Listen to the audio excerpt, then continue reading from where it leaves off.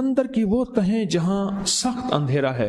ابن عربی فرماتے ہیں، شیخ محی الدین اکبر ابن عربی ارطغرل کے مرشد، وہ فرماتے ہیں کہ اس تہ میں رہنے والے کو، اس تہ میں رہنے والوں کو اللہ جل شانہ نے ایک وظیفہ دیا ہوا ہے، تو وہاں جا کے رزق دیتی ہے یہ آیت، وہاں رزق کے دروازے، رزق کے خزانے کھلواتی ہے یہ آیت۔ اور کیسے آتے ہیں؟ فرمایا کہ وہاں کی مخلوق، اس کے حروف بکھرے ہوئے ہیں، وہاں چھوٹی بڑی چٹانیں ہیں، اس کی مخلوق حروف بکھرے ہوئے ہیں، اللہ نے ہر چٹان پہ ایک حرف لکھا ہوا ہے، وہ گہرا اندھیرا، گہرا اندھیرا، اور گہرے اندھیرے میں چٹانیں اور پہاڑ ہے۔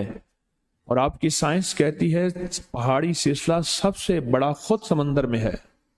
یہ جتنے پہاڑی دیکھ رہے ہیں، کیٹو ہیں، سب کچھ ہے، یہ تھوڑے ہیں، اس سے کہیں زیادہ پہاڑی سلسلہ خود سمندر میں ہے، خود سمندر میں ہے، پہاڑی سلسلہ خود سمندر، جو سمندر کے اندر مخلوق رہتی ہے، جو سمندر کے اندر مخلوق رہتی ہے، وہ کہاں سے کھاتی ہے، کہاں سے پیتی ہے، کہاں سے جاگتی ہے، کہاں سے زندگی کا سوال کرتی ہے اور سانسیں لیتی ہے، نیچے سانس کہاں سے آتی ہے؟ کہا کہ 11 کلومیٹر نیچے تک تو گہرائی ہے، اس سے بھی اگلی گہرائی ہے، 11 کلومیٹر سمندر، وہاں مخلوق رہتی ہے، اور وہاں ان کو آکسیجن، سانس، زندگی سب کچھ ملتا ہے۔ کہاں سے ملتا ہے؟ ابن عربی فرماتے ہیں، شیخ محی الدین اکبر ابن عربی ارطغرل کے مرشد، وہ فرماتے ہیں کہ اس تہ میں رہنے والے کو، اس تہ میں رہنے والوں کو اللہ جل شانہ نے ایک وظیفہ دیا ہوا ہے۔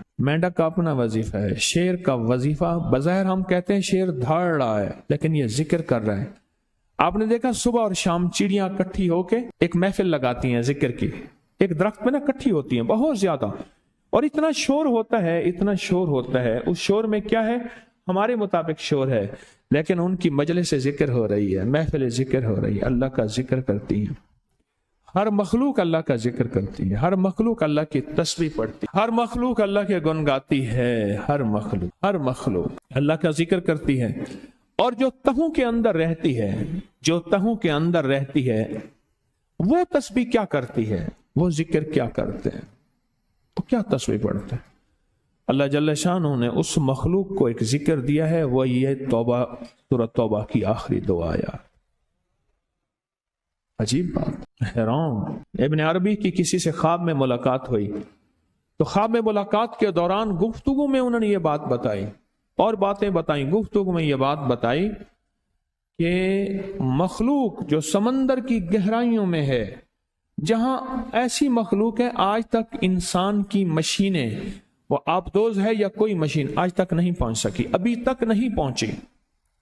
سائنس کو اس بات کا اعتراف ہے کہ ہم سمندر کے صرف 1% حصے کو دیکھ سکے ہیں، 99% حصہ ویسے کا ویسے پڑا ہے جو اللہ نے لاکھوں اربوں سال سے بنایا ہے، بس ویسے پڑا ہے، آج تک اس کو ہم دیکھ ہی نہیں سکے، قرید ہی نہیں سکے، اور دوسرے لفظوں میں وہاں ہماری پہنچ نہیں ہے۔ وہاں کون روٹی دیتا ہے، وہاں کون رزق دیتا ہے، وہ کون برکت دیتا ہے، وہ کون صحت دیتا ہے، وہ کون بچے پلواتا ہے، وہ کون نشو نما کرتا ہے، کون ہے جو وہاں نشو نما کرتا ہے؟ وہ قرآن اور قرآن پاک کی یہ آیت ہے، سورۃ توبہ کی آخری دو آیات۔ تو وہاں جا کے رزق دیتی ہے یہ آیت، وہاں رزق کے دروازے، رزق کے خزانے کھلواتی ہے یہ آیت۔ اور کیسے آتے ہیں؟ فرمایا کہ وہاں کی مخلوق، اس کے حروف بکھرے ہوئے ہیں، وہاں چھوٹی بڑی چٹانیں ہیں، اس کی مخلوق حروف بکھرے ہوئے ہیں، اللہ نے ہر چٹان پہ ایک حرف لکھا ہوا ہے۔ مثلا لقد جاءکم رسول، لام ایک جگہ لکھا ہے، کاف ایک جگہ لکھا ہے، دال ایک جگہ لکھا ہے، رے را ایک دفعہ لکھا ہے، سین سا ایک دفعہ لکھا ہے، واو وا ایک دفعہ لکھا ہے، لام، یہ حروف لکھے ہوئے ہیں۔ اور مخلوق کیا کرتی ہے؟ سارا دن ان پہاڑوں میں سے اپنی مرضی کا ذکر رزق کھاتی ہے، ہر حرف سے ایک علیحدہ رزق ملتا ہے، ہر حرف سے ایک علیحدہ نعمت ملتی ہے، ہر حرف سے ایک علیحدہ ذائقہ ملتا ہے، ہر حرف سے ایک علیحدہ چاشنی ملتی ہے، ہر حرف سے ایک علیحدہ ٹیسٹ ملتا ہے، اور ہر حرف کی جو رزق ہوتا ہے اس کی شکل منفرد ہوتی ہے، جیسے موسیٰ علیہ السلام کو من و سلوہ ملا، 40 سال ان کی مخلوق کو من کا ذائقہ اپنا تھا، سلوہ کا ذائقہ اپنا تھا۔ من میٹھا تھا، سلوہ نمکین تھا۔ جس کو میٹھا کھانے کو دل کرتا تھا وہ میٹھا کھاتا تھا، جس کو نمکین کھانے کو دل کرتا تھا وہ نمکین کھاتا تھا۔ اس آیت کے ہر حرف کا ایک رزق، اس کا ذائقہ علیحدہ ہے۔ پھر جس کو جو ذائقہ چاہیے ہوتا ہے، وہ مچھلی، وہ مخلوق، وہ کیڑا، انواع و اقسام کے کیڑے ہیں، وہ وہاں جاتے ہیں۔ جب وہ وہاں پہنچتے ہیں، وہ اس مخلوق کو جا کے دیکھتے ہیں، وہ پہاڑ، وہ اپنا رزق اسے دیتے ہیں کہ تیرا مقدر اللہ نے یہاں رکھا ہے، اور جو تجھے ذائقہ چاہیے وہ ذائقہ یہ موجود ہے۔ عجب نظام ہے اس کریم۔ اس آیت کی تہ تک ہم کیسے پہنچیں؟ اس آیت کے رازوں تک ہم کیسے پہنچیں؟ ہمارے ذہن گمان اور خیال سے بالا تر ہے کہ اس آیت کے اندر اللہ نے کیا راز رکھے ہیں، کیا طاقتیں رکھی ہیں اور کیا قوتیں رکھی ہیں۔ اس آیت کے اندر خوش قسمت زبان ہوگی جس کو یہ آیت یاد ہوگی، خوش قسمت زبان ہوگی جس کو یہ آیت ازبر ہوگی، اور خوش قسمت زبان ہوگی جو یہ آیت پڑھتی ہوگی، خوش قسمت زبان ہوگی جس کا ورد یہ آیت ہوگا چاہے تھوڑا یا زیادہ، اور خوش قسمت قلم ہوگا جو یہ آیت لکھتا ہوگا۔ اس آیت کے اندر کمال ہے، اس آیت کے اندر تاثیر ہے، حیرت انگیز دنیا ہے اس آیت میں۔ اب وہ مخلوق جاتی ہے پہاڑوں پہ، وہاں جا کے اپنا رزق لیتی ہے اور اللہ اس کا پیٹ بھر دیتا ہے، وہیں سے آکسیجن، وہیں سے سانس، وہیں سے زندگی لیتی ہے۔ اچھا، پھر اس مخلوق کو اس آیت کے حروف روشنی دیتے ہیں۔ وہاں تو اتنا بڑا اندھیرا ہے، پہاڑ، پانی کے نیچے سارا اندھیرا ہے۔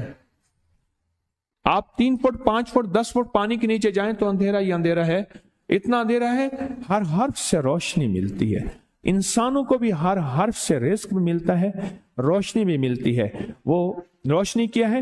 تیری صحت کا راز اس جگہ پڑا ہے، تیری آسانیوں کا راز اس جگہ پڑا ہے، تیری دولت کا راز اس جگہ پڑا ہے، یہ نعمتیں اس جگہ پڑی ہیں۔ یہ ایک رزق ملتا ہے، رزق ملتا ہے اور روشنی ملتی، رزق ملتا ہے، روشنی ملتی ان حرفوں کی برکت سے، اور اللہ پاک ان کا پیٹ پال دیتا ہے، اللہ ان کا پیٹ بھر دیتا ہے ان حرفوں کی برکت سے، جو سورۃ توبہ کی آخری 2 آیات میں اللہ نے طاقت اور تاثیر اور کمال رکھا، ان حرفوں کی برکت سے۔ اور ان حرفوں کی تاثیر میں یہ چیز شامل ہے، اور حرفوں کی طاقت میں یہ بات شامل ہے۔